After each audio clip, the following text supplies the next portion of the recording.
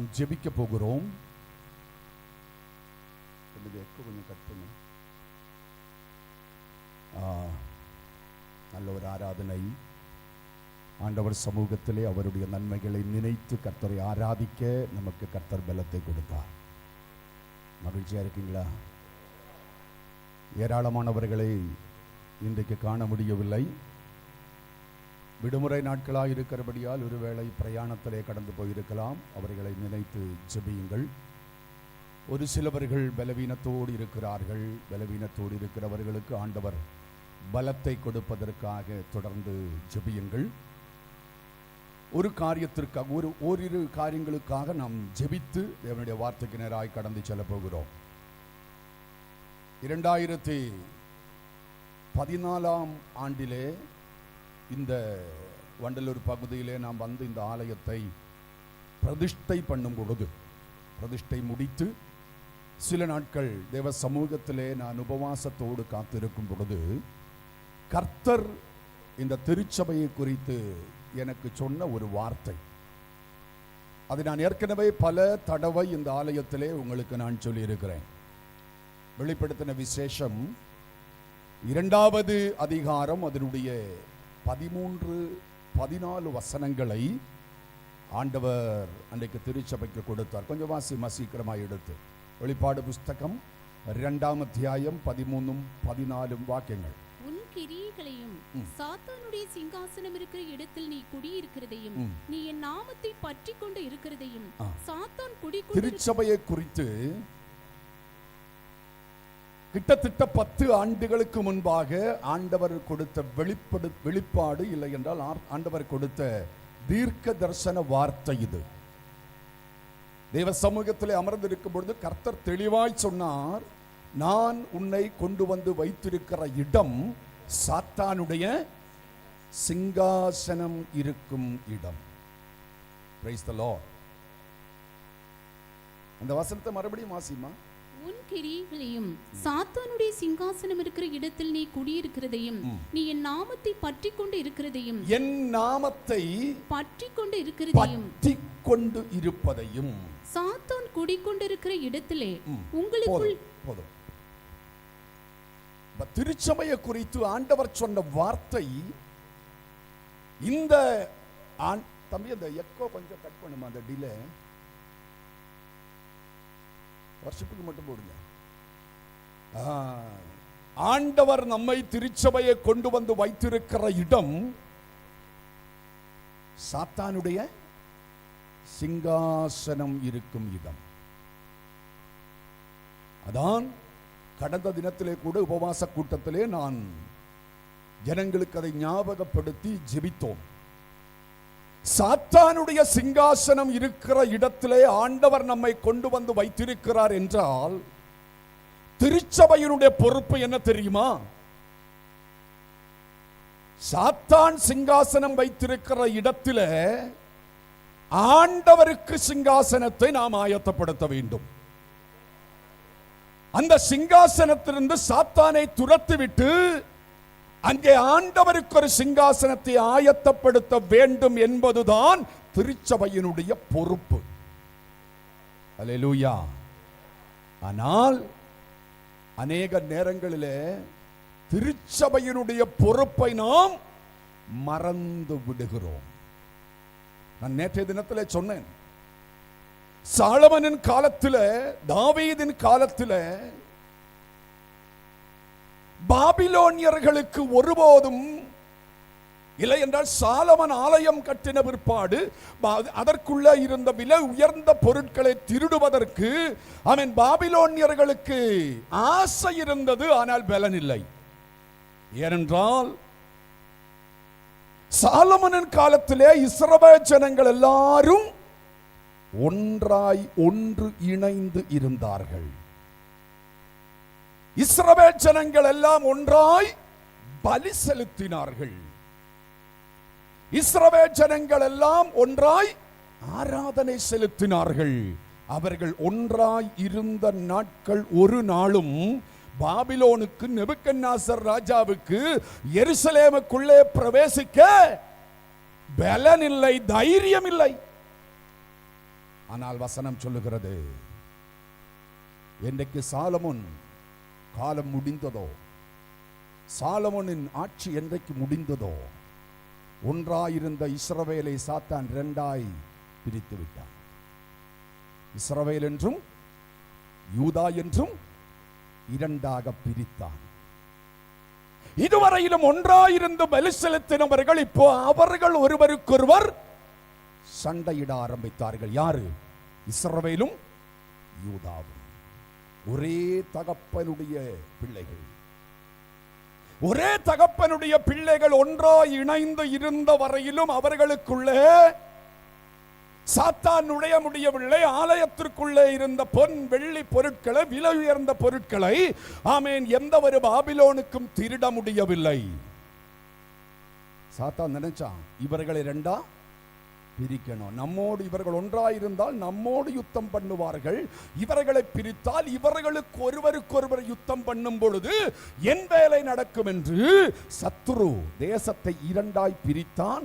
இஸ்ரவேலுக்கும் யூதாவுக்கும் சண்டை நடந்து கொண்டே இருந்தது, யுத்தம் நடந்து கொண்டே இருந்தது.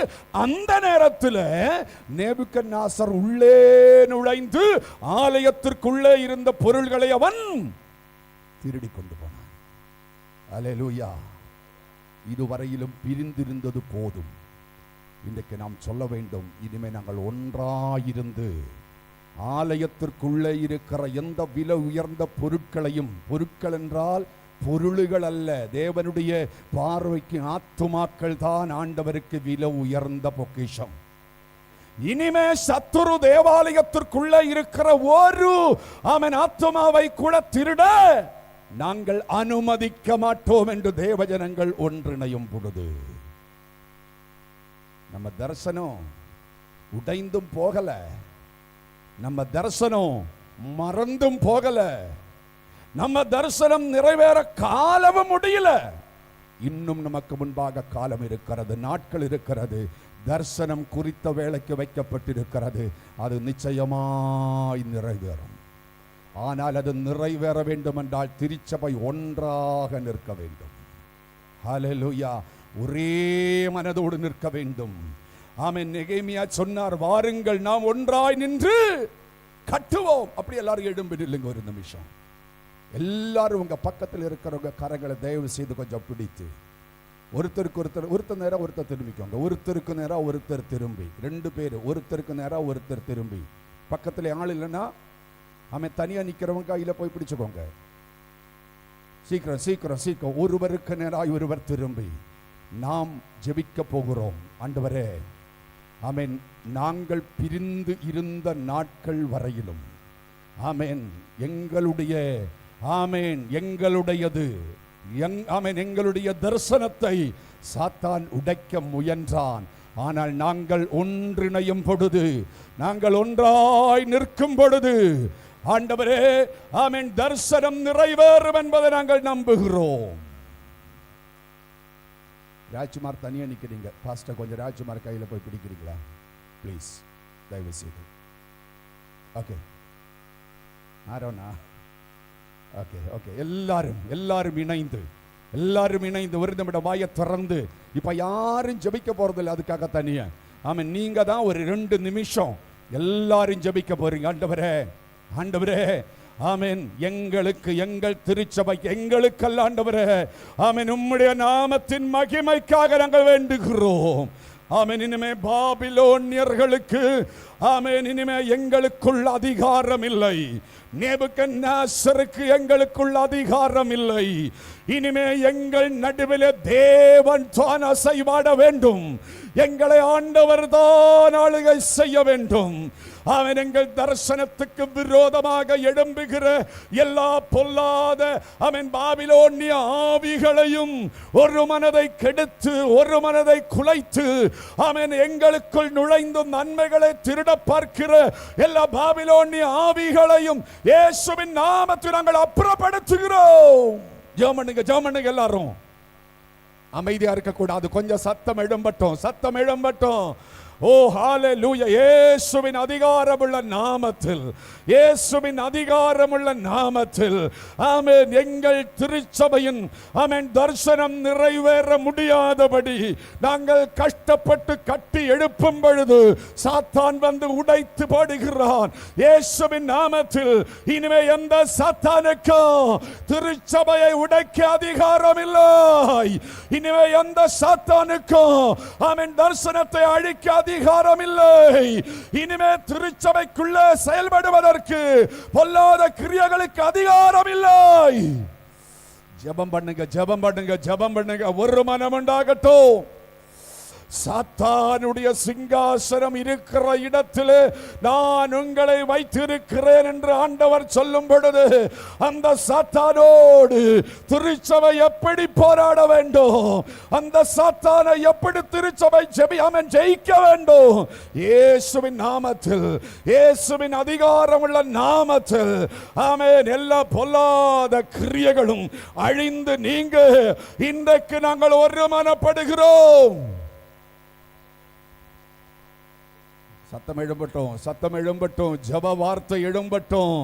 அது தூபமாய் பரலோகத்தின் தேவனுக்கு முன்பாக எட்டட்டும். சிங்காசனத்திற்கு முன்பாக அந்த தீபம் எட்டட்டும்.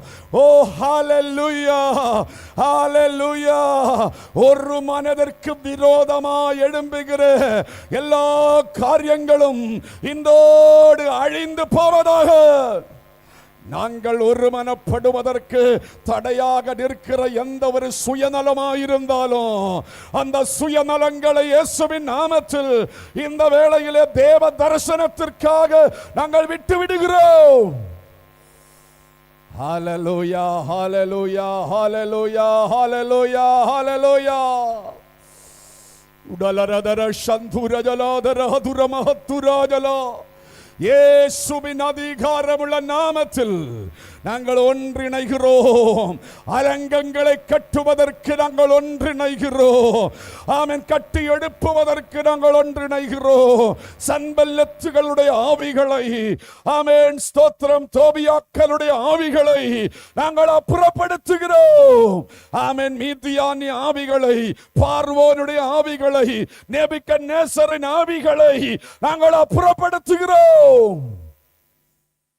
ஓ ஹalleluya, ஹalleluya, ஹalleluya, ஹalleluya, ஹalleluya. நன்றியோடு துதிக்கிறோம், நன்றியோடு துதிக்கிறோம், நன்றியோடு துதிக்கிறோம்.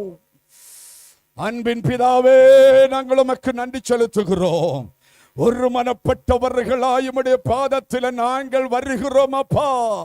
நீங்கள் ஒரு மனப்படக்கூடாது, கசப்புகள் விட்டுவிடக் கூடாது, வெறுப்புகள் அப்படியே இருக்கட்டும் என்று எங்களுக்கு போதனை செய்கிற பொல்லாத ஆவிகளின் போதனைகளை இதோடு நாங்கள் சுட்டரிக்கிறோம். என் தேவனுக்காக, தேவனுடைய ஊழியத்திற்காக, தேவனுடைய ஆலயத்தை கட்டி எழுப்புவதற்காக இன்றைக்கு விட வேண்டியவைகளை நாங்கள் விட்டு, உடைக்க வேண்டியவைகளை உடைத்து, பிடுங்க வேண்டியவைகளை பிடுங்கி நாங்கள் ஒருமனப்படுகிறோம். பிதாவே, ஆமென் ஸ்தோத்திரம். இதுவரையிலும் சிங்காசனம் ஆமென் சாத்தானுடைய சிங்காசனமாக இருந்தது. இந்த 2024 நாங்கள் ஆமென் அறிக்கையிடுகிறோம்.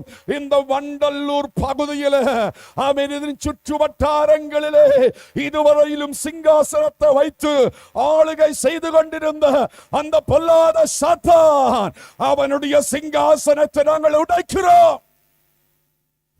இயேசுவின் சிங்காசனம், என் தேவனுடைய சிங்காசனம் இந்த கிராமத்தில் நாங்கள் ஆமென் உயர்த்துகிறோம்.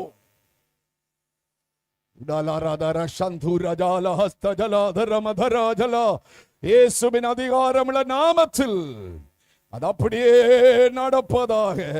இதுவரையிலும் சாத்தான் பல நேரத்திலே வெற்றி பெற்றவனே போல காட்சி அளித்திருக்கலாம். இன்றைக்கு நாங்கள் சொல்லுகிறோம், ஆனால் முடிவு, வெற்றியின் முடிவு திருச்சபையினுடையது, வெற்றியின் முடிவு தேவனுடையது. உமக்கு நன்றி செலுத்துகிறோம் ஆண்டவரே. எங்கள் ஜெபத்தை நீர் கேட்டு இந்த நாட்களிலே புதிய தீர்மானத்தோடு நாங்கள் திருச்சபையார்கள் ஒன்றிணைந்து கரத்தோடு கரம் இணைத்து ஒரு மனப்பட்டு என் தேவனுடைய ராஜ்யத்தை கட்டி எழுப்ப நாங்கள் வாஞ்சிக்கிறோம். நீர் எங்களோடு இருந்து வழி நடத்தும். நீர் எங்களுக்கு ஆலோசனையை தாரும். இயேசு கிறிஸ்துவின் நாமத்தில் ஜெபிக்கிறோம் எங்கள் நல்ல பிதாவே. ஆமென், ஆமென். எல்லாரும் தேவ சமூகத்தில் உட்காருவோம்.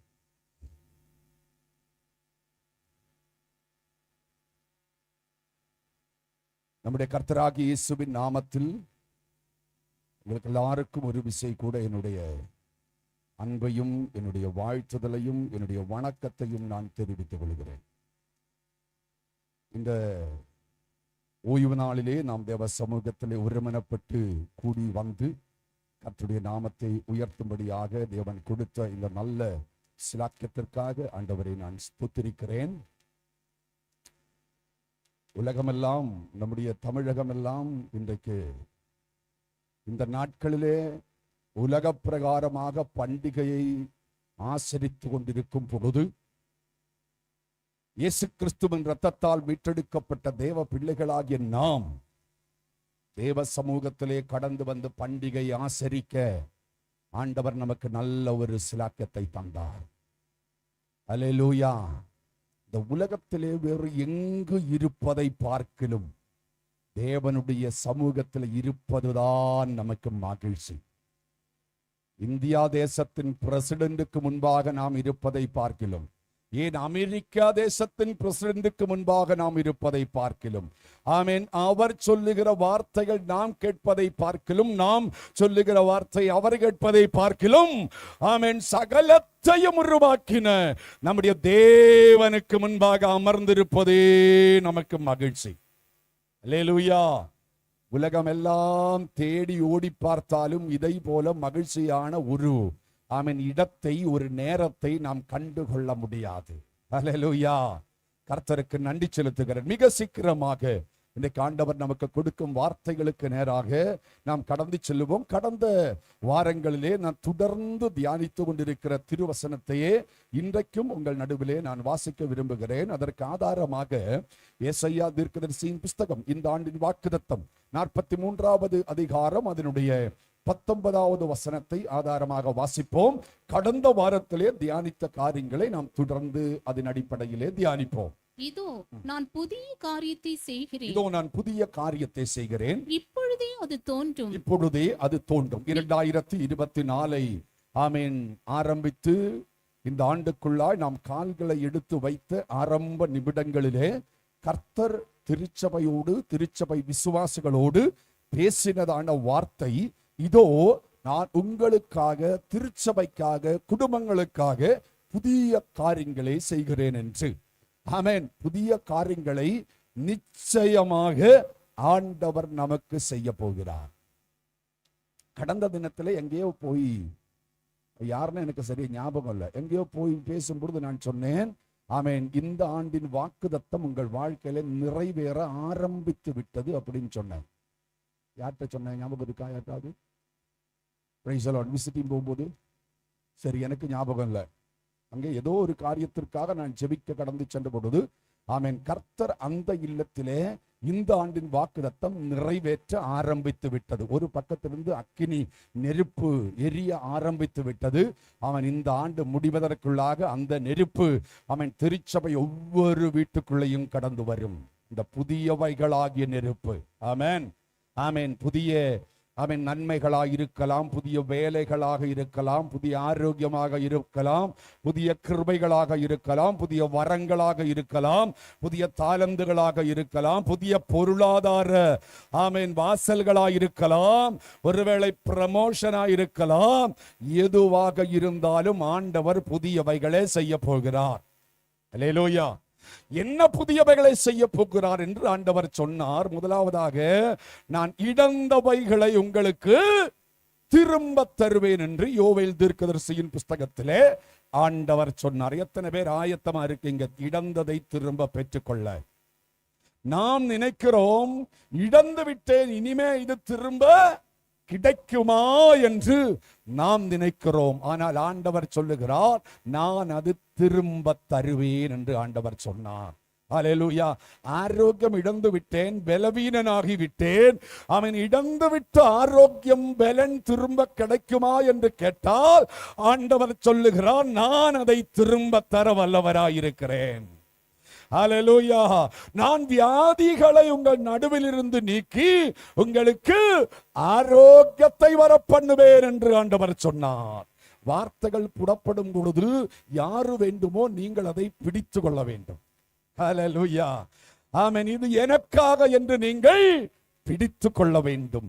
ஆண்டவர் சொன்னார், இந்த புத்தாண்டிலே ஆமென் நான் ஆமென் பொருளாதார நன்மைகள், உன் களஞ்சியம் நிரம்பும், உன் ஆலையிலே திராட்சரசம் வழிந்து ஓடும் என்று சொன்னார். 2023ஆம் ஆண்டு வரையிலும் அவன் காலியாயிருந்த களஞ்சியங்கள், காலியாயிருந்த அவன் பொருளாதார காரியங்கள் இந்த ஆண்டிலே ஆண்டவர் நிரப்ப போகிறார்.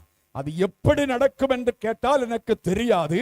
ஆனால் ஆண்டவர் சொன்னார், காற்றையும் காணமாட்டீர்கள், மழையையும் காணமாட்டீர்கள், ஆனால் பள்ளத்தாக்குகள் எல்லாம் தண்ணீரினால் நிரம்பும் நிரம்பும்.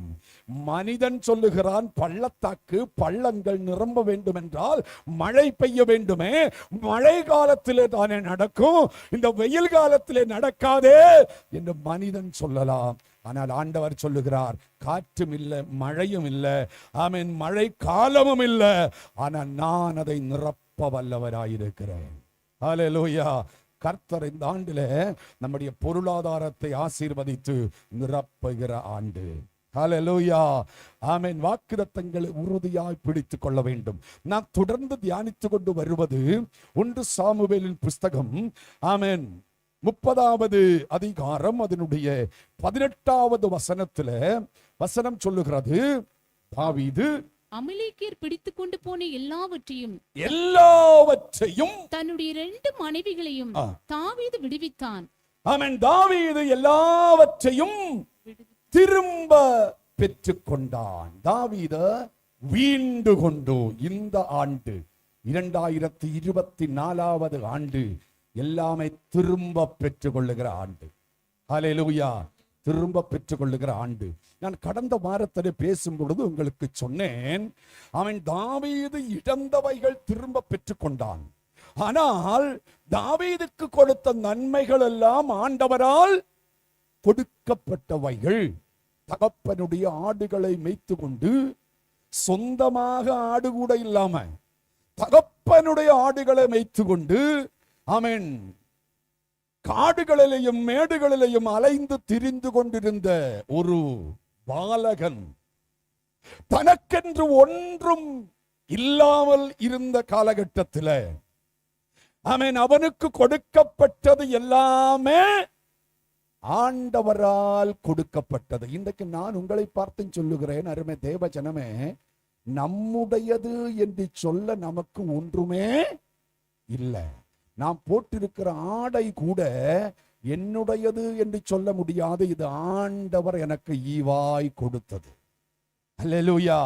நமக்கு ஒரு தேவ பிள்ளையை பொறுத்த வரையிலும் நமக்கு கொடுக்கப்படுகிற எதுவாயிருந்தாலும் எல்லாம் தேவனுடைய ஈவாக இருக்கிறது. ஹல்லேலூயா. அது தேவனுடைய நன்மையாக இருக்கிறது. அப்படி என்றால் தாவீதுக்கு கொடுக்கப்பட்டது எல்லாமே தேவனால் கொடுக்கப்பட்டது. தேவனால் கொடுக்கப்பட்டது. ஒரு சத்ரு அபகரிக்கும் பொழுது ஏன் ஆண்டவர் அமைதியாக இருந்தார்? இழந்து போவதற்கு காரணம் என்ன என்பதை குறித்துதான் போன வாரத்தில் நான் உங்களுக்கு பேசினேன். அவன் இந்த காரியங்களை தயவு செய்து தேவஜனங்கள் நன்றாய் கவனிக்க வேண்டும். ஏனென்றால் வாக்குத்தத்தம் மாத்திரம் நாம் பிடித்து கொண்டால் வாக்குத்தத்தம் நிறைவேறாது. வாக்குத்தத்தம் வாக்குத்தத்தமாகவே இருக்கும். அது பைபிளுக்குள்ளேதான் இருக்கும். நம்முடைய வாழ்க்கைக்கு நேராக அது கடந்து வர வேண்டும் என்றால் நம் வசனம் சொல்லுவதை, வசனத்தின்படி வசனத்தை கடைபிடிக்க வேண்டும். அவன் தாவீது தேவன் கொடுத்த நன்மைகளை இழந்துவிட காரணம் என்ன? போன வாரத்திலே ஒரு காரியத்தை நான் உங்களுக்கு சொன்னேன். எடுத்து வாசிக்கலாம். 21வது அதிகாரம் 12வது வசனம் 1 சாமுவேலின் புஸ்தகம். இந்த வார்த்தைகளை தாவீது தன் மனதிலே வைத்துக் கொண்டு காத்தின் ராஜாவாகிய ஆகீசுக்கு மிகவும் பயப்பட்டு அவர்கள் கண்களுக்கு முன்பாக தன் முகநாடியை வேறுபடுத்தி அவர்களிடத்தில் பித்தம் கொண்டவன் போல காண்பித்து வாசற் கதவுகளிலே கீறி கொண்டிருந்து தன் வாயிலிருந்து நுரையை தன் தாடியில் விழப்பண்ணி கொண்டு இருந்தான். Praise the Lord. போன வாரத்தில் இதை நான் உங்களுக்கு சொன்னேன். அதை குறித்து நான் அதிகமாக விளக்க விரும்பவில்லை. வசனம் சொல்லுகிறது, தாவீது என்ன செய்தானா, ஒரு புறஜாதி ராஜாவாகிய பெலிஸ்திய ராஜாவாகிய ஆகீசுக்கு முன்பாக ஆகீஸை கண்டு பயந்து அவனுக்கு முன்பாக ஒரு பைத்தியக்காரனை போல நடித்தான். அல்லேலூயா. இன்னைக்கு நான் அருமை தேவஜனமே நான் சொல்லுகிறேன், என்னாகமத்தின் புஸ்தகத்தில் பீலையாம் என்ற ஒரு மனிதனை குறித்து சொல்லப்பட்டிருக்கிறது. பீலையாம் என்ற மனிதனுடைய வாழ்க்கை கொஞ்சம் வேறு வித்தியாசமாக இருந்தாலும் பீலையாமனுடைய வார்த்தைகள் என்னை மிகவும் கவர்ந்தது. அவன் சொன்னான், பாலாக் எனும் மோவாபிய தேசத்து ராஜாவை பார்த்து சொன்னான், ராஜாவின் வேலையாட்களிடத்திலே சொன்னான், ராஜா என் வீடு நிரம்ப எனக்கு பொள்ளி பொன்னும் வெள்ளியும் கொடுத்தாலும் என் தேவன் என்னிடத்திலே சொல்லுகிற வார்த்தை அல்லாமல் வேறொன்று நான் சொல்ல மாட்டேன் என்று சொன்னான். அல்லேலூயா. இந்த உலகம் எல்லாம் தேவ பிள்ளைகளுக்கு ஈவாக எழுதி கொடுத்தாலும், சாத்தான் எழுதி கொடுத்தாலும் அவனுக்கு முன்பாக அந்த நன்மைக்காக நடிக்கிறவர்களாய் தேவ பிள்ளைகள் இருக்கக்கூடாது. என்ன நஷ்டம் வந்தாலும் உண்மையாக இருந்து தேவ கரத்திலே கிடைக்கிற நன்மைகளை பெற்றுக் கொள்ளுகிறவர்களாய் இருக்க வேண்டும் தேவ ஜனங்கள். ஹல்லேலூயா. உலகம் என்ன சொல்லும் தெரியுமா? இயேசு கிறிஸ்துவை பார்த்து சாத்தான் சொன்னானே, என்ன சொன்னான்? நீ விழுந்து என்னை வணங்கினால், என் வார்த்தைகளுக்கு கீழ்ப்படிந்தால், என்னை ஆராதித்தால் இந்த உலகமெல்லாம் உன் கரத்திலே நான் கொடுப்பேன் என்று சாத்தான் சொன்னான். என் ஆண்டவர் சொன்னார், இந்த உலகம் எல்லாம் எனக்கு கிடைப்பதை விட என் ஆண்டவருடைய வார்த்தைக்கு கீழ்ப்படிவதே எனக்கு நல்லது. அப்பாலே பா சாத்தானே என்று சொன்னான். ஹல்லேலூயா. என் அருமை தேவஜனமே, இந்த உலக வாழ்க்கையை பார்க்கிலும், இந்த உலகத்திலே கிடைக்கிற வேறு எதை பார்க்கிலும் தேவன் நம்மேல் வைத்திருக்கிற அபிஷேகத்தின் விலை பெரியது என்று தேவஜனங்கள் மறந்துவிடக் கூடாது. அந்த அபிஷேகத்தை அவமானப்படுத்தக்கூடாது. காரணம், ஆகீசுக்கு முன்பாக போய் கரங்களை நீட்டி கையை கூப்பி, ஐயா நான் ஒரு பைத்தியக்காரன், நான் ஒரு லூசு, எனக்கு உதவி செய்ய யாரும் இல்லை என்று புலம்பி அழுது கண்ணீர் வடித்து ஆமென் ஆகீசுக்கு முன்பாய் நடித்தபடியால் உயிர் போனாலும் அபிஷேகம் இழந்துவிட ஒருபோதும் நாம் அனுமதிக்க கூடாது. நம்மேல் ஊற்றப்பட்ட அபிஷேகம் ஆமென் கபடமாக நடிக்கிற அபிஷேகம் அல்ல. நம்மேல் ஊற்றப்பட்ட அபிஷேகம் சாத்தானுக்கு முன்பாக முழங்கால் படியிடுகிற அதிகாரம் அல்ல. நம்மேல் ஊற்றப்பட்ட அதிகாரம் சாத்தானோடு உடன்படிக்கை செய்கிற அதிகாரம் அல்ல. நம்மேல் ஊற்றப்பட்ட அதிகாரம் ஆமென் தேவனுக்காக வைராக்கியமா நின்று ஆமென் உயிர் இருந்தாலும் செத்தாலும் ஆண்டவருக்காக என்று தீர்மானம் எடுக்கிற அபிஷேகம். ஹல்லேலூயா. ராஜாவுக்கு முன்பாக நின்று, நேபுக்கத்நேசர் ராஜாவுக்கு முன்பாக நின்று ஷத்ரக் மேஷக் அபேத்நேகோ சொல்லுகிறார்கள், ராஜாவே நீர் நிறுத்தின இந்த சிலைக்கு முன்பாக, இந்த விக்கிரகத்திற்கு முன்பாக நாங்கள் விழுந்து வணங்க மாட்டோம். ஹல்லேலூயா. ஆமென். எங்கள் தேவன் உன் கரத்தில் இருந்து எங்களை விடுவித்தாலும் விடுவிக்காவிட்டாலும், அப்படி என்றால் நாங்கள் சாக வேண்டி வந்தாலும் நாங்கள் ஆமென் உனக்கு முன்பாக வணங்க போவது இல்லை. இதுதாங்க ஒரு தேவ பிள்ளையினுடைய தீர்மானமாயிருக்க வேண்டும். ஹல்லேலூயா.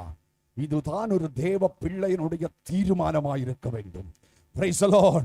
ஆமென். அப்படி தீர்மானத்தோடு இருக்கிறவர்களுக்கு முன்பாகத்தான் சாத்தான் அக்கினி சூளையை கொண்டு வருவான். ஆனா தீர்மானமாய் இருக்கிறவர்களை அக்கினி சூளையிலிருந்து விடுவிக்கிற ஆமென் தேவன் அக்கினி சூளையிலே நமக்காக இறங்கி வருவார். ஹல்லேலூயா. அதனாலே தாவீது செய்த முதல் தவறு, தன் அபிஷேகத்தை மறந்து விட்டான்.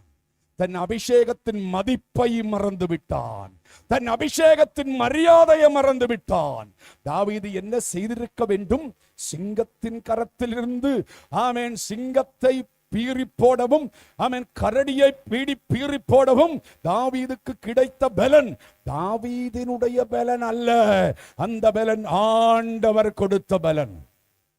இஸ்ரவேல் ஜனங்கள் யுத்த வீரர்களால் செய்ய முடியாததை, கோலியாத்தை ஆமென் ஒரே கல்லினால் எறிந்து அவனை கொன்று ஜெயித்த அந்த ஜெயம் தாவீதின் பலத்தால் கிடைத்தது அல்ல, தேவன் தன் அபிஷேகத்தால் கொடுத்த விடுதலை அது.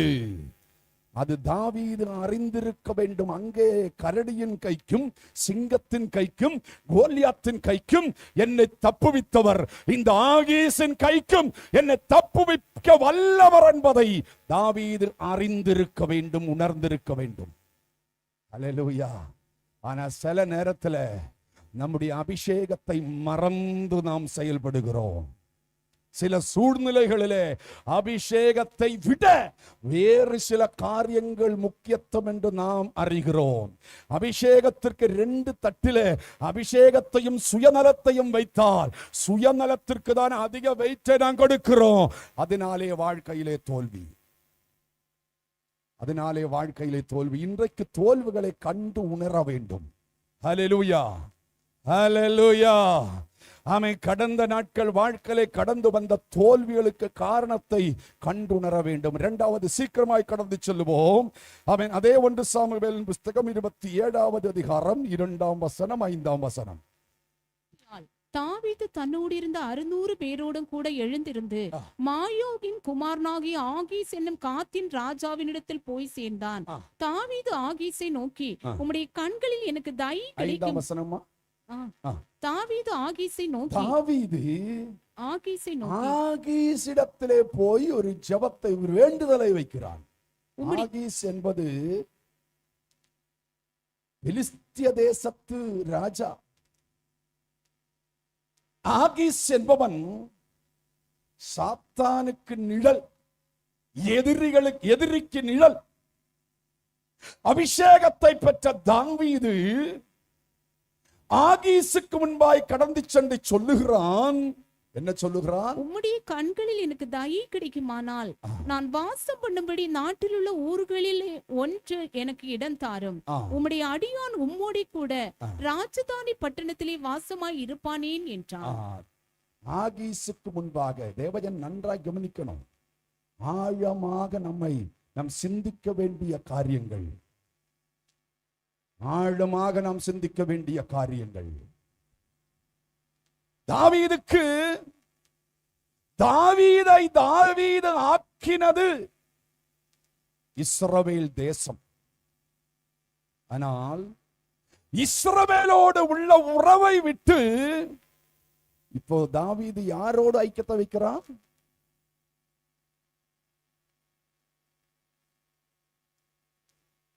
தேவன் தாவீதை அபிஷேகம் பண்ணினது இஸ்ரவேல் தேசத்தை ஆளுகை செய்வதற்காக. ஆனா அபிஷேகத்தினுடைய நோக்கத்தை மறந்து தாவீது எங்கே வந்து ஒளிந்து கொள்ளுகிறான்? பெலிஸ்திய தேசத்திலே. இஸ்ரவேலோடு உள்ள உறவை விட்டு, இஸ்ரவேலோடு உள்ள ஐக்கியத்தை விட்டு இப்போ தாவீது அபிஷேகம் பெற்றவன் உறவெல்லாம் பெலிஸ்தீன். ஹலோ தேவஜனமே, உணர வேண்டும். நம்முடைய ஐக்கியம் யாரோடு இருக்கிறது என்பது ரொம்ப ரொம்ப ரொம்ப ரொம்ப முக்கியம். இந்தியா தேசத்தின் தந்தை மகாத்மா காந்தி அடிகள் சொன்னார், ஆமென், உன் நண்பன் யார் என்று என்னிடம் சொல், அவன் நீர் யார் என்பதை நான் உன்னிடம் சொல்லுகிறேன் என்று சொன்னான். നിന്റെ സ്നേഹിതൻ ആരാണെന്ന് നീ എന്നോട് പറ, നീ അങ്ങനെ ഉള്ളവനാണെന്ന് ഞാൻ നിന്നോട് പറയാം. ഹല്ലേലൂയ. நாம் நல்லவர்களாக இருக்கலாம், ஆனால் நம்முடைய உறவு யாரோடு என்பது ரொம்ப ரொம்ப முக்கியம். அல்லேலூயா, ஆமென்.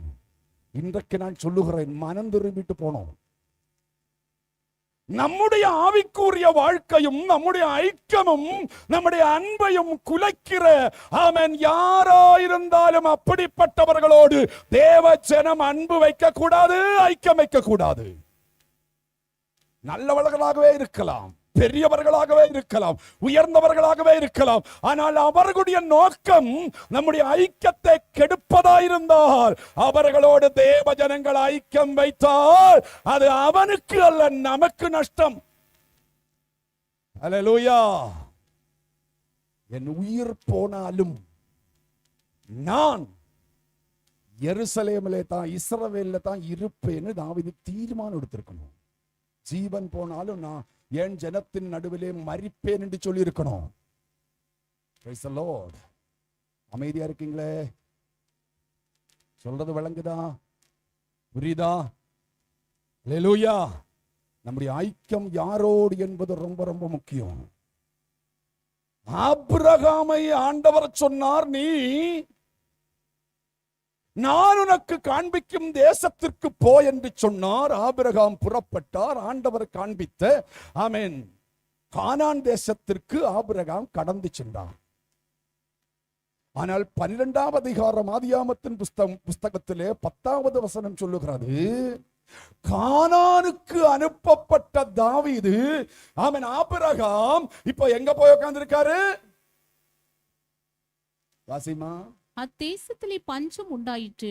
தேசத்திலே பஞ்சம் கொடிதாய் இருந்தபடியினால் ஆபிரகாம் எகிப்து தேசத்திலே தங்கும்படி அவ்விடத்துக்கு போனான். இப்ப ஆபிரகாமின் ஐக்கியம் யாரோடு? சொல்லுங்களே. அனுப்பப்பட்டது கானானுக்கு, ஆனா ஐக்கியம் எகிப்தியர்களோடு.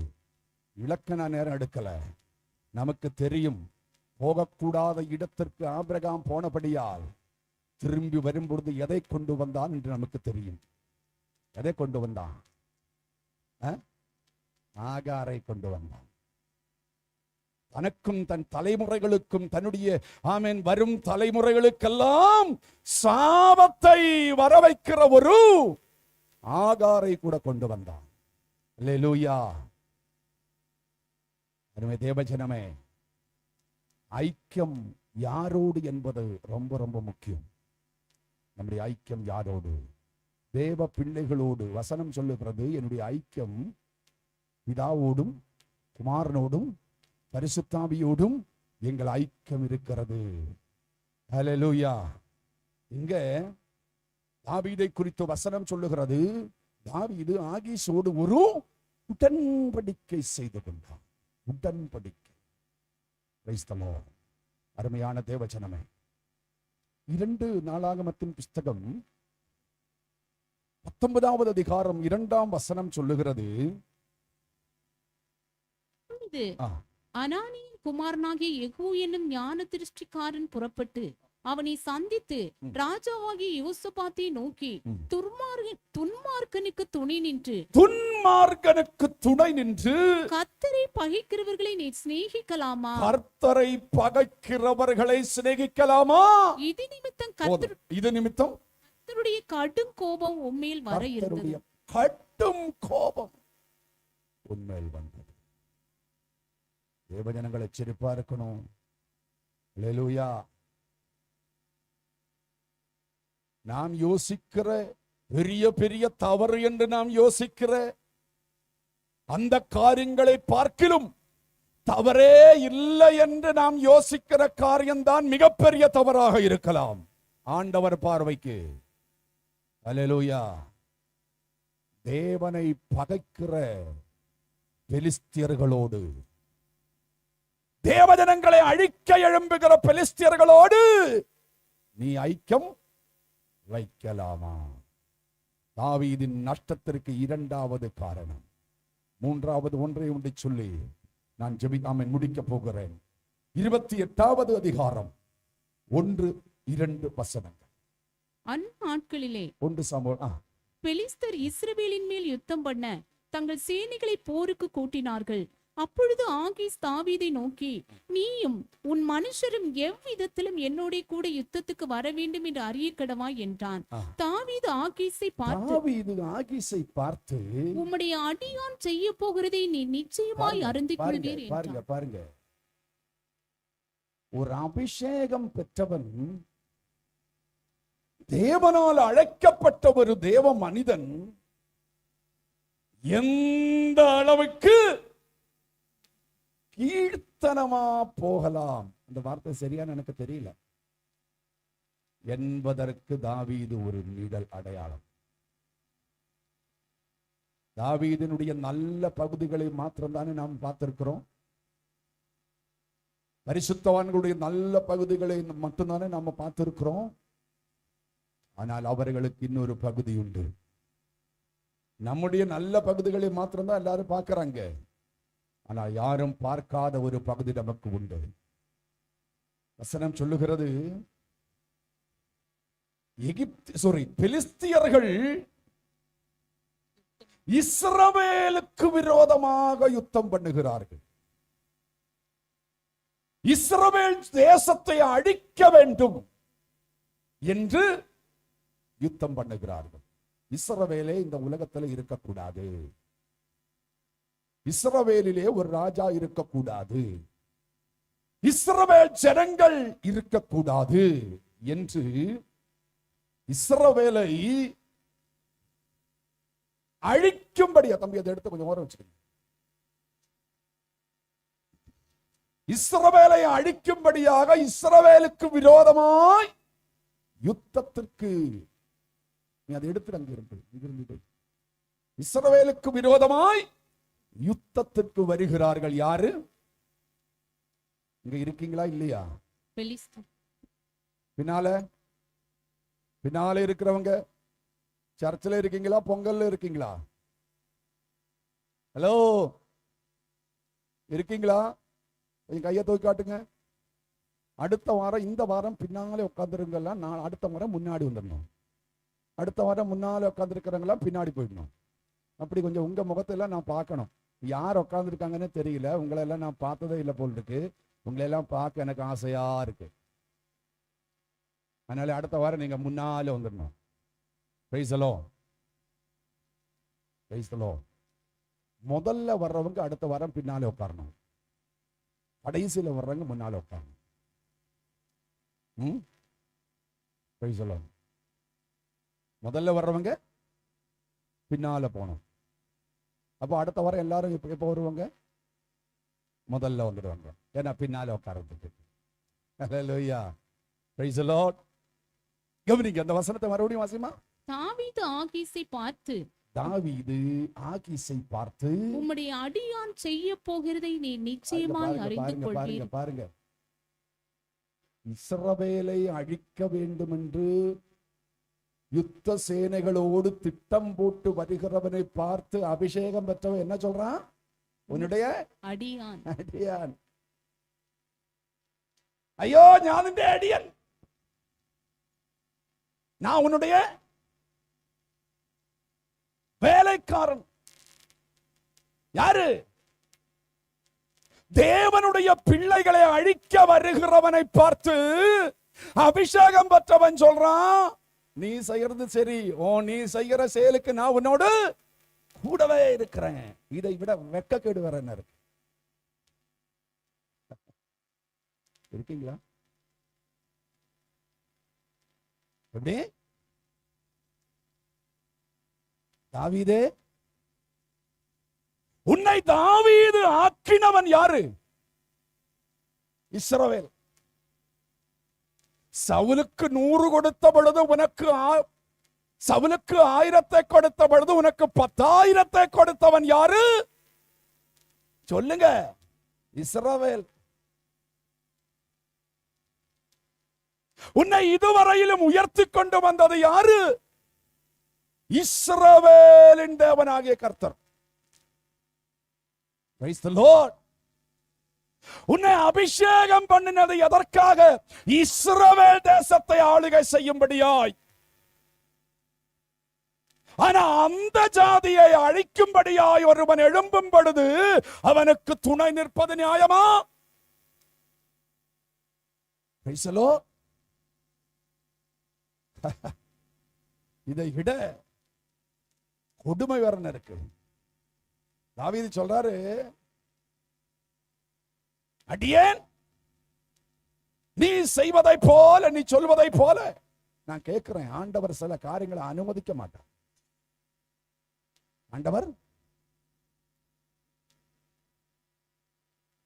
தாவீதினுடைய திட்டப்படி காரியங்கள் நடந்திருந்தால், கொஞ்சம் என்ன கவனிங்க தேவசி, தாவீதினுடைய திட்டப்படி காரியங்கள் நடந்திருந்தால் தாவீதும் தன்னோடு கூட இருக்கிற 600 பேர்களும் சேர்ந்து இஸ்ரவேல் தேசத்திற்குள் கடந்து சென்று இஸ்ரவேல் ஜனங்களை, சவுலை சேர்த்து இஸ்ரவேல் ஜனங்களை எல்லாம் என்ன செஞ்சிருப்பான்? ஒண்ணு போட்டிருப்பான். யாரு யாரு? தாவீது. ஆனா ஒன்று உண்மை, கர்த்தருடைய ஜனங்களை அழிப்பதற்கு யாரெல்லாம் திட்டம் போட்டாலும் ஆண்டவர் அனுமதிக்காமல் ஒன்றும் நடைபெறுவது இல்லை. வசனம் சொல்லுகிறது, நம்முடைய தலையிலிருந்து ஒரு முடி கீழே விழுந்தாலும், சகோதரா சகோதரி, உன் தலையிலிருந்து ஒரு முடி கீழே விழுந்தாலும் ஆண்டவர் மேலே சைன் பண்ணாம அது நடப்பது இல்லை. நீங்க எவ்வளவுதான் முடி கொட்டக்கூடாதுன்னு மருந்து போட்டாலும் முடி கொட்டணும்னு ஆண்டவருக்கு திட்டம் இருந்துச்சுன்னா கொட்டதான் செய்யும். Praise the Lord. Hallelujah. நீங்க வழுக்கையா இருப்பீங்கன்னா கவலைப்படாதீங்க பிரபு பிரதர். ஆமென். இது நீங்க அப்படிதான் உங்க வழுக்க தலை எவ்வளவு அழகா இருக்கு தெரியுமா? உண்மையா சொல்றேன். உங்களுக்கு முடி இருந்துச்சுன்னா நல்லா இருந்திருக்காது. மேலே சைன் பண்ணிட்டார் ஆண்டவர். இவர் இது என்னமோ பாக்குறது நல்ல இல்லைன்னு சொல்லி ரொம்ப நாள் தொப்பி எல்லாம் வச்சுட்டு இருந்தாரு. இதுதாங்க நல்லது உங்களுக்கு. ஆண்டவர் யாருக்கு எது நல்லதுன்னு அவருக்கு தெரியும். அல்லேலூயா. உங்களுக்கு முன்னாலே சூரியன், எனக்கு நடுவிலே சூரியன், அவ்வளவுதான் வித்தியாசம். அல்லேலூயா. அப்போ ஆண்டவர் நம்முடைய வாழ்க்கையில ஒன்று அனுமதிக்காமல் ஒன்றுமே நடைபெறாது. கவலைப்படாதீங்க, தீங்கு கர்த்தர் அனுமதிக்க மாட்டார். அல்லேலூயா. தாவீது தன் கரத்திலே பட்டயத்தை எடுத்து இஸ்ரவேலுக்கு விரோதமாய் யுத்தத்திற்கு போகிறார். தாவீது யார் என்று இஸ்ரவேலர்களுக்கு தெரியுமா? ஏதோ ஒரு ஆடை மேய்க்கிற ஒரு சின்ன பையன் எங்கேயோ மூலையில கிடக்கிறான். அவனை யாருக்கு தெரியும்? அவனை ஈசாய உலகத்திற்கெல்லாம் தெரியுமா? இஸ்ரவேலுக்கெல்லாம் தெரியுமா? ஒருவேளை ஈசாய தெரிந்திருக்கலாம், ஈசாயினுடைய 7 குமாரர்களையும் தெரிந்திருக்கலாம். என்றால் அவர்கள் 7 பேர்களும் 7 பேர்களா என்று தெரியாது. 4 பேர்கள் யுத்த வீரர்கள், படிப்புள்ளவர்கள், அறிவுள்ளவர்கள், திறமையுள்ளவர்கள். ஆனால் தாவீது என்பவனோ யாருக்கும் தெரியாது. ஏன் அப்பாவுக்கு கூட ஞாபகம் இல்லை அவனை பத்தி. வீட்டிலே அபிஷேகம் நடக்கும் பொழுது 7 பிள்ளைகளும் வந்தார்கள். சாமுவேல் கேட்கிறான், ஆமென், ஈசாயே உனக்கு இத்தனை பிள்ளைங்க தானா அப்படின்னு சாமுவேல் கேட்கும் பொழுது அவர் யோசிக்கிறார், 7 தானா 8? 7? எங்க சின்ன வயசுல எல்லாம் இந்த ஸ்கூலில் இருந்து வெரிஃபிகேஷன் வருவாங்க. ஸ்கூல்ல சேர்க்கிற டைம்ல எல்லாம் வந்து பிள்ளைங்க இந்த வீட்டுல எத்தனை பிள்ளைங்க இருக்காங்க அப்படின்னு தேட வருவாங்க. அப்ப எங்க அப்பா எங்க அம்மாட்ட கேட்பாங்க, டேய் நம்மட மோனச்சன் எத்தனை வயசா? நம்ம இந்த மகனுக்கு எத்தனை வயசு அப்படின்னு எங்க அப்பா கேட்பாங்க. என்ன வயசே ஞாபகம் இல்லை. 10 பிள்ளைங்க பெத்து வச்சா எப்படி ஞாபகம் வரும்? ஆனா இந்த காலத்துல அது இல்லாதது ரொம்ப. நான் ஒண்ணு கண்ணே கண்ணுன்னு பெத்து வச்சுட்டு கடைசியில நம்மளே அவங்க அம்போன்னு விட்டுட்டு போயிடுறாங்க. சரி, தாவீது யாருன்னு சகோதரி சகோதரா, அருமை தேவ பிள்ளைகளை, நீங்க யாருன்னு யாருக்கும் தெரியாது. இன்னைக்கு 10 பேர் உங்க பேரை சொல்றாங்கன்னா கர்த்தர் ஊற்றின அபிஷேகம். உங்களை 10 பேருக்கு தெரியும்னா ஆண்டவர் உங்கள் மேல் ஊற்றின அபிஷேகம். அது மறந்துவிடக் கூடாது. தாவீதே, உன்னை தாவீது ஆக்கினது இஸ்ரவேல். மூலையில கிடந்த குக்கிராமத்திலே கிடந்த காட்டுக்குள்ள கிடந்த ஆமென் நீ யாருன்னு யாருக்கு தெரியும்? ஆனா உன்னை ஆளாக்கின இஸ்ரவேலுக்கு விரோதமாக நீ யுத்தத்திற்கு எழும்பலாமா? Praise the Lord. நான் ஒண்ணு சொல்றேன், முடிச்சிடுறேன். தேவ ஜனங்கள் நாம் ஒரு சிலவர்களை மறக்கவே கூடாது வாழ்க்கையில். அதுல நமக்கு முதலா நம்ம கையை பிடிச்சு ABCDன்னு சொல்லி கொடுத்தாங்கல்ல, இல்லைன்னா AAEE அப்படின்னு சொல்லி கொடுத்தாங்கல்ல, அந்த ஆசிரியர்களை நாம் மறக்கவே கூடாது. ஆனா இங்க இருக்கிற இத்தனை பேர்கள்ல கையை தூக்க முதல் ஆசிரியர் யாருன்னு கேட்டா யாருக்கும் தெரிய வாய்ப்பு இல்லை. உனக்கு செலவுமியாண்டிக்கு தெரியுது. Praise the Lord. சின்ன பிள்ளைங்களுக்கு தெரியும். மறக்க கூடாது. நம்முடைய வாழ்க்கை பிரயாணத்திலே நம்மை கரம் பிடித்து ஆமென் நடக்க செய்தவர்களை நாம் மறக்க கூடாது. அவர்களுக்கு தீங்கும் செய்யக்கூடாது. ஒரு வார்த்தையினால் கூட அவர்களை காயப்படுத்தக்கூடாது. அடுத்தது, உனக்கு சுவிசேஷத்தை சொல்லி கர்த்தருடைய அன்பை உனக்கு விளக்கி உன்னை ரட்சிப்புக்குள் கொண்டு வந்த ஊழியக்காரர்களை நீங்க மறக்கவே கூடாது. Praise the Lord. பிதா குமார பரிசுத்தாவியின் நாமத்தில் உங்களுக்கு ஞானஸ்நானம் கொடுத்த அவன் ஆவிக்குரிய உங்கள் தகப்பனை நீங்கள் ஒருபோதும் மறக்க கூடாது. அவர்களை நீங்கள் காயப்படுத்தவும் கூடாது. இவர்கள் எல்லாம் உங்கள் வாழ்க்கையிலே நீங்கள் நடந்து வந்த நன்மையின் பாதையிலே உங்களை கரத்தை பிடித்து தூக்கிவிட்ட ஏணிகள். அநேகர்கள் ஏணியிலே ஏறி மேலே போவாங்க, ஏணிய காலால மிதிச்சு கீழே போட்டுடுவாங்க. நம்பிக்கை துரோகம். அப்புறம் எபிரேயருக்கு எழுதின நிருபம் 13வது அதிகாரம் 17ஆம் வசனம் சொல்லுகிறது, உங்களை நடத்துகிறவர்கள் உங்கள் ஆத்துமக்களுக்காக உத்தரவாத பண்ணுகிறவர்களாய் விழித்திருக்கிறவர்கள் ஆனபடியால் வாழ்க்கையிலே நடத்துகிறவர்கள் உங்கள் ஆத்துமக்களுக்கு உத்தரவாதம் பண்ண வேண்டியவர்களாய் இருக்கிறபடியால் அவர்கள் துக்கத்தோட அல்ல. நல்ல கவனிக்கணும். தேவனுடைய ஊழியக்காரர்கள் மனக்காயத்தோடு ஒரு காரியத்தை உங்களை நினைத்து, நான் கல்யாணத்துக்கெல்லாம் பேசும்பொழுது சொல்லுவேன், அவன் பிள்ளைகளை பார்த்து சொல்லுவேன், உங்களை பெற்று உங்களை வளர்த்து உங்களை படிக்க வைத்து உங்களை ஆளாக்கி அவன் உங்களுக்கு ஒரு நல்ல குடும்ப வாழ்க்கை அவன் உண்டாக வேண்டும் என்று கண்ணீர் வடித்து ஜெபித்த உங்கள் தகப்பனையும் தாயையும் உங்களை நினைத்து ஒரு சொட்டு கண்ணீர் கீழே விட நீங்கள் அனுமதிக்க கூடாது என்பதை போல, அப்படி ஒரு சொட்டு கண்ணீர், ஐயோ என் மகனை என் மகளை நான் வளர்த்து ஆளாக்கி இவ்வளவு நம்பிக்கையோடு நான் அவனை வளர்த்தேனே, ஆமென், என்னை அவன் இப்படி சொல்லிவிட்டானே, என்னை இப்படி செய்து விட்டானே என்று வேதனையோடு ஒரு சொட்டு கண்ணீர் கீழே விழுந்தால் அந்த தாயின் கண்ணீர் நமக்கு சாபமாய் மாறும். அதை போல ஊழியக்காரர்கள் தேவஜனமே நினைக்க கூடாது. ஊழியக்காரர்கள் என்றால் ஏதோ மேடையிலே வந்து நின்று சிங்கத்தை போல கர்ஜித்து விட்டு வீட்டிலே போய் ஏசி ரூமிலே படுத்து பிரியாணி சாப்பிட்டு தூங்கிட்டு இருப்பாங்கன்னு நினைக்க கூடாது.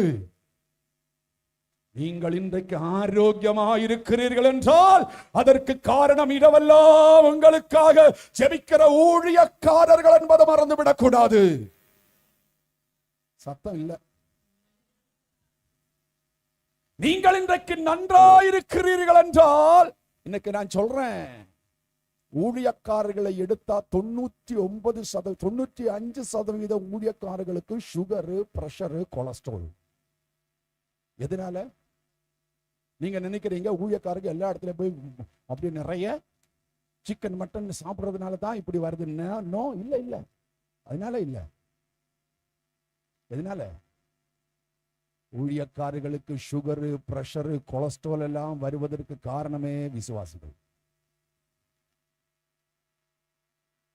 அல்லேலூயா.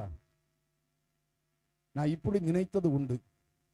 ஒரு 150-200 விசுவாசி உள்ள ஒரு திருச்சபையிலே ஒரு பாஸ்டுக்கே இவ்வளவு முடி கொட்டி போகுதுன்னா மோசையின் தலையிலே ஒரு முடி கூட இருந்திருக்காது அப்படின்னு நீங்க யோசிப்பது உண்டு. நமக்கெல்லாம் இவ்வளோ கொலஸ்ட்ரால் சுகர்னா மோசைக்கு எவ்வளவு இருந்திருக்கும். ஆனால் ஆண்டவருடைய கிருபையினால் வசனம் சொல்லுகிறது, அவர்களில் யாரும் பலவீனர்களாய் இருந்ததில்லை. ஹல்லேலூயா, ஹல்லேலூயா.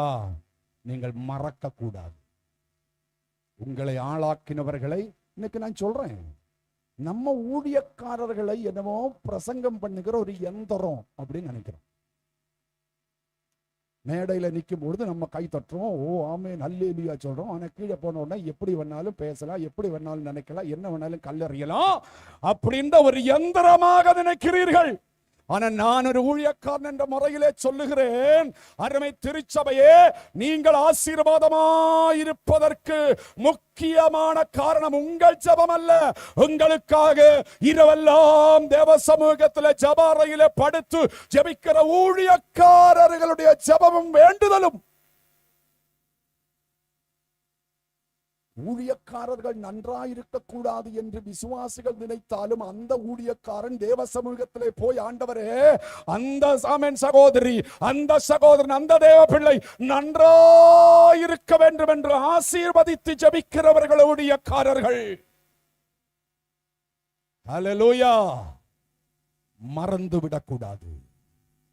உன்னை ஆளாக்கினவர்களை மறந்து விடக்கூடாது. ஊழியக்காரர்களை மறந்துவிடக் கூடாது. ஏனென்றால் கடைசி நாட்களிலே விசுவாசிகள் செய்த கிரியைகளுக்கு ஏன் அவன் நரகத்திற்கு போனான் என்று அவனிடத்திலே போய் கேட்க மாட்டான்.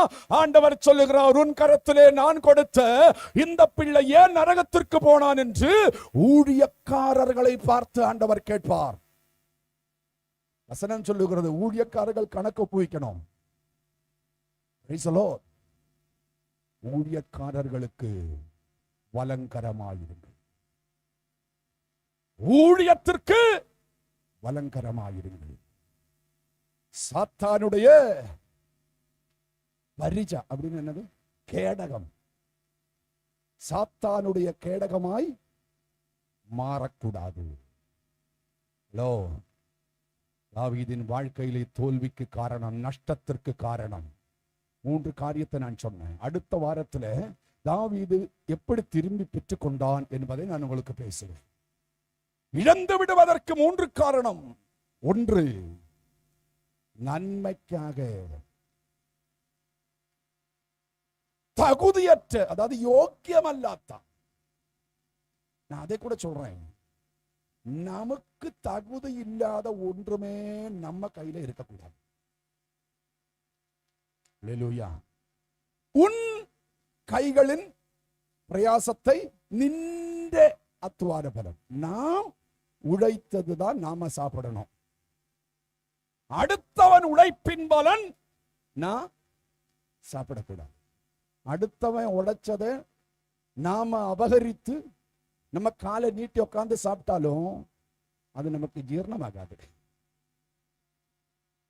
நியாயமாய் தேவனால் கொடுக்கப்பட்ட நன்மைகள் மாத்திரம்தான் கரம் நீட்டி வாங்கணும். அநியாயமாக, தந்திரமாக, வஞ்சனை செய்து, திருட்டுத்தனம் செய்து சம்பாதிக்கிற எதுவுமே தேவ பிள்ளைகளுக்கு நன்மைக்கு அல்ல. அல்லேலூயா. 2வது, நம்முடைய ஐக்கியம் ரொம்ப ரொம்ப முக்கியம். தேவ ஜனமே, ஐக்கியம் ரொம்ப முக்கியம். உறவுகள் ரொம்ப ரொம்ப முக்கியம். உலகத்திலே பணத்தை பார்க்கலும் உறவு முக்கியம். அதுவும் தேவ பிள்ளைகளோடு உள்ள உறவு முக்கியம். 3வது, கர்த்தருடைய பிள்ளைகள், பெலிஸ்தர்களுடைய ஒரே நோக்கம் இஸ்ரவேலை அழிக்க வேண்டும். இஸ்ரவேல் அழிய வேண்டும் என்று இரவும் பகலும் கனவு கண்டு இரவும் பகலும் அதற்காக செயல்படுகிற பெலிஸ்தர்களோடு தாவீது ஐக்கியத்தை வைத்துக் கொண்டான். இஸ்ரவேலை அழிக்கும்படியாய் ஆண்டவர் சொன்னார். இத்தனை ஆண்டுகள் அவனுடைய ஜெபத்தை முன்மையும் கண்டு நான் அவனுக்கு கொடுத்ததை எல்லாம் சாத்தாங்கிட்ட சொன்னா, சத்ருகிட்ட சொன்னா, போ திருடிட்டு போ. அல்லேலூயா. அதை நாம் அனுமதிக்க கூடாது. நமக்கு ஆண்டவர் கொடுத்தது, ஆமென், எந்த சூழ்நிலையிலும் நாம் இழந்து விடக்கூடாது. அது இழந்து விடுவதற்கு காரணம் எதுவாயிருந்தாலும் இன்றைக்கு அந்த காரணத்தை அடியோடு நீக்கி, ஆண்டவரே, ஆமென், நான் உண்மையாய் தேவ பிள்ளைகளோடு உள்ள அன்பிலையும் ஐக்கியத்திலையும் நான் வளர்ந்து உமக்காக நான் நிற்பேன். ஆண்டவரே, நீர் என்னை நம்பி கொடுத்த எதுவுமே இழந்து விடுவதற்கு நான் இனிமே அனுமதிக்க மாட்டேன் என்று அவன் தீர்மானத்தோடு கர்த்தருடைய சமூகத்தில் நாம் எழும்பி நிற்போம். ஹல்லேலூயா, glory to Lord, ஹல்லேலூயா. நன்றியோடு உம்மை துதிக்கிறோம். எல்லாரும் எழும்பி நிற்போம். நம்முடைய கண்களை ஒரு நிமிடம் ஆண்டவருக்கு முன்பாக மூடி, நம்முடைய இருதயத்தை ஆண்டவருக்கு முன்பாக ஆமென் தாழ்த்தி, ஹல்லேலூயா, ஹல்லேலூயா, glory, ஹல்லேலூயா.